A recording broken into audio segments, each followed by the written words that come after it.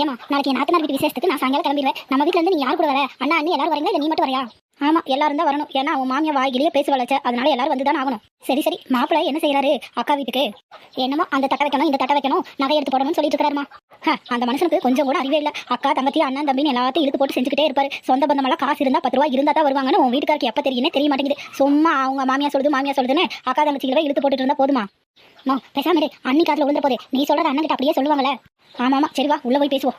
கேட்டீங்களா? நீங்களும் உள்ள என் கூட எல்லாம் கேட்டுட்டு தான் இருந்தீங்க. சுயநலமான உலகம். தன்னோட மகன் நல்லா இருக்கணுங்கிறக்காக மருமகனா சொல்றாங்க காசு பண்ண தான் மதிப்பாங்கன்னு. இதே உங்ககிட்ட எல்லாம் என்ன சொல்லுவாங்க? அக்கா தங்கச்சி சொந்த பந்தம் வேணும் விளையணும், நீ போனா வந்தா தானே அவங்க நாளைக்கு வர போக இருப்பாங்க, அவங்களுக்கு செய்யணும்னு சொல்லுவாங்க.